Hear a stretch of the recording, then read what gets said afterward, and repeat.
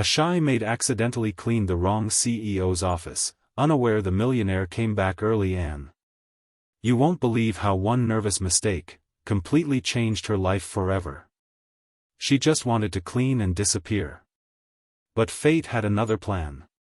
Mira had always lived in the shadows. Quiet. Shy. Invisible.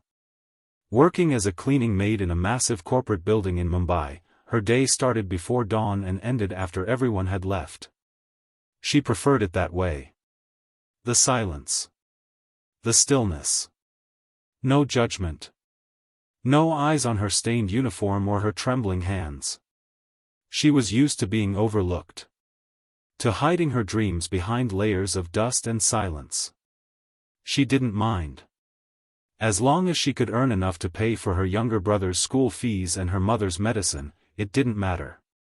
That particular Thursday morning began like any other. She arrived early, clutching her mop and duster like armor. She had only one floor to clean, the 17th. But that day, a new intern mistakenly handed her a keycard and said, "Here. Clean the 18th floor today. Mr. Arian's office." She hesitated.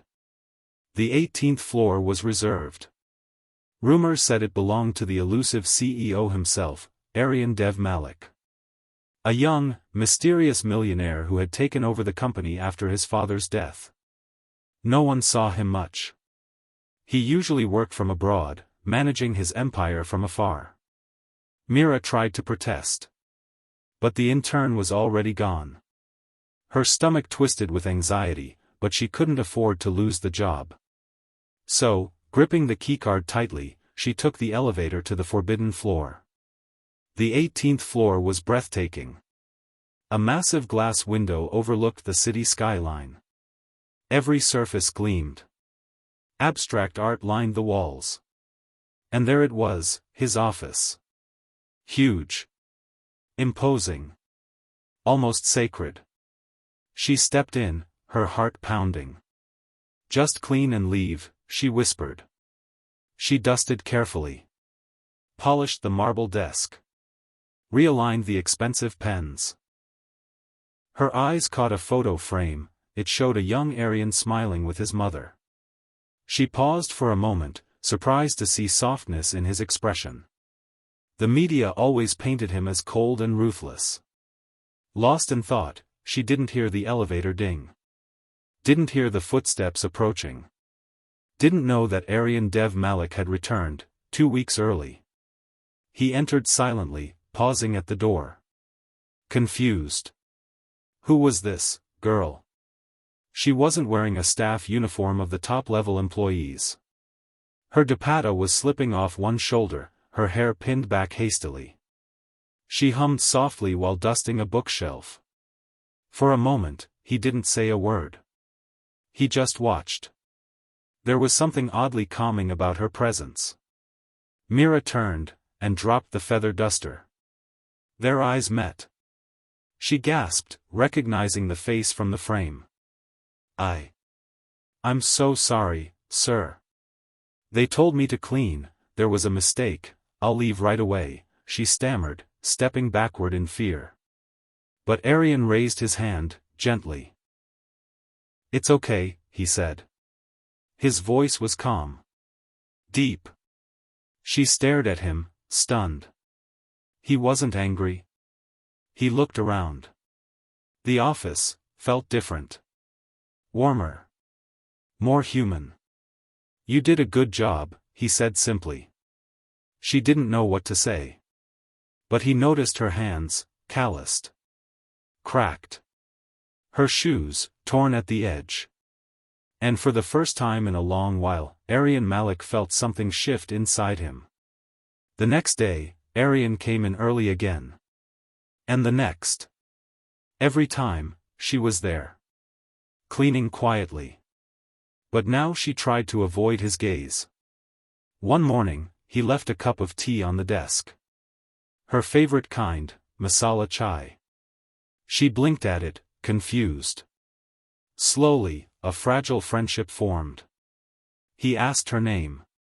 Mira, she whispered. He asked about her family. She opened up, just a little. Told him about her brother's dreams to become a teacher. Her mother's illness. Her 2 jobs. How sometimes she skipped lunch just to buy books for her sibling. Arian listened. Really listened. Then one day, she didn't come. And again, the next. By the 3rd day, Arian was pacing. He called HR, called every cleaning staff manager. Finally, he tracked down her file. She'd been dismissed. Why? Because a senior manager accused her of crossing boundaries by engaging with the CEO. Arian was furious. He stormed into the meeting room the next morning and demanded to know who authorized her dismissal. The board fell silent. Arian's voice thundered. She was doing her job. I was the one who spoke to her. Reinstate her. Today. They did. But Mira never returned. A week later, Arian found her in a small government hospital. She was sitting outside, holding her mother's frail hand, her eyes swollen from crying. He sat beside her. You should have told me, he said softly. She shook her head. I didn't want pity. I just wanted to work. Arian looked at her, truly looked. This woman, who once seemed so small, so quiet, carried the weight of a whole world. And yet, she never once complained. Then work for me, he said. She turned to him, startled. What? Not as a cleaner, he smiled gently. As a personal coordinator. You already manage everything perfectly. I trust you. But I'm not educated. I'll help. We'll train you. Tears welled up in her eyes. But why? She asked, her voice cracking. Arian hesitated, then whispered, because you reminded me what it means to care again. You changed something in me. 1 year later. Mira stood beside Arian on stage at a corporate charity event. She was dressed in a simple yet elegant sari. Her posture was tall. Confident. Her name badge read, Chief Outreach Officer, Dev Enterprises. She had launched a new initiative, From Dust to Dignity, a program to train underprivileged workers for corporate roles. And beside her, Arian stood proudly. They exchanged a glance. In front of cameras. Reporters. Billionaires. He reached for the mic and said. She was just a maid. But she taught me more about leadership, humanity, and grace than any CEO ever could. And that's how one shy maid accidentally changed a millionaire's heart, and her own destiny, forever.